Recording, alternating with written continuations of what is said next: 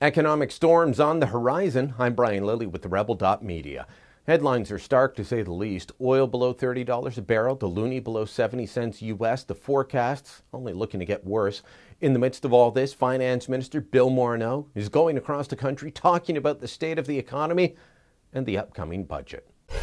Canadians are looking closely at the price of oil. Canadians are looking closely at the Canadian dollar.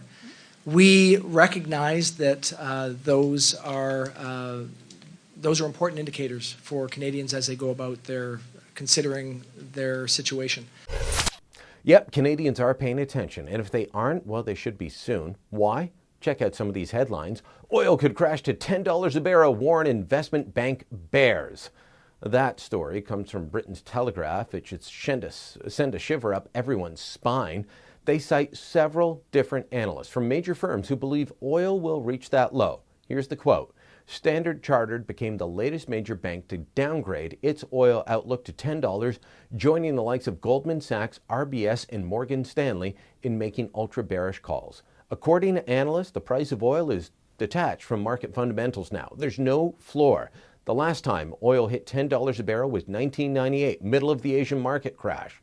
Last week, as I was talking to Bank of Canada Governor Stephen Harper, he said the price of oil and the Canadian dollar have tracked each other in their decline, that if you charted them, they look like a pair of train tracks. So what does this new prediction on oil mean? An even lower Loonie. Check out this headline. Loonie set for unprecedented plunge to 59 cents US. Top forecaster warns. The call for a 59-cent dollar comes from David Doyle. He's an analyst at Macquarie Group. Here's what Bloomberg writes on the issue. Macquarie was among the first major forecasters to predict the currency would hit these levels, meaning 70-cent range. A 59-cent US dollar would mean $1 US could buy $1.69 Canadian. The currency fell as much as 0.6% to 69.90 US cents on Tuesday in Toronto. The first time it touched that level since May 2003 is crude oil fell to a 12-year low, $29.93 a barrel in New York. The first time the Canadian dollar weakened below 70 cents was in 1997, before the country's oil industry took off and when the government was wrestling with a budget deficit. I've never seen the dollar trade as low as 59 cents. I'm quite sure I don't want to. It is interesting, though, that the first time the dollar went below 70 cents was in 97, before the oil industry took off and while the country was dealing with the deficit. What do we got now? An oil industry crashing and government determined to grow the deficit.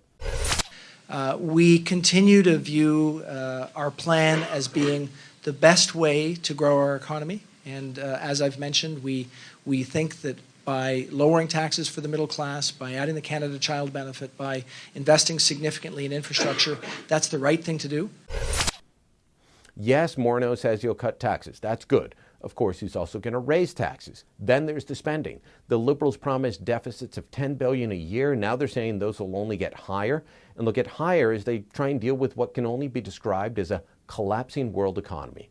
During the election, they wanted you to think any economic problems were the result of Stephen Harper putting all our eggs in the oil and gas basket. Was never the case. Yes, oil's falling, but that's a worldwide phenomenon. It's threatening Saudi Arabia's budget. They want to offer shares in their state oil company to raise money. Iran is threatened by this. Russia, China, not even a petro economy.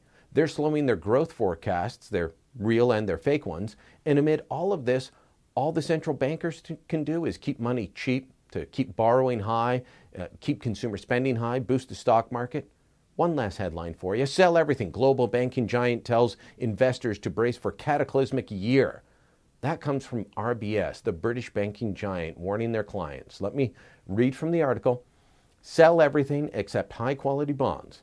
This is about return of capital, not return on capital. In a crowded hall, exit doors are small, it said in a client note.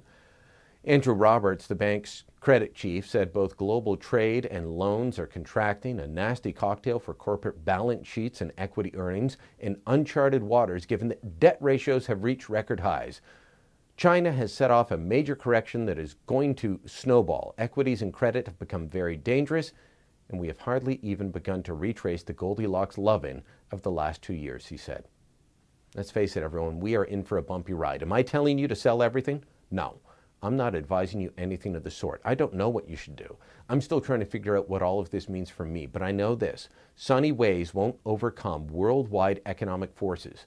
I don't have faith in the government to look after our tax dollars or the federal balance sheet, but with what we're seeing now, what the forecasters are predicting, it might be wise for all of us to reevaluate our own finances and get them in the best position we can for any weather, any stormy weather that's coming.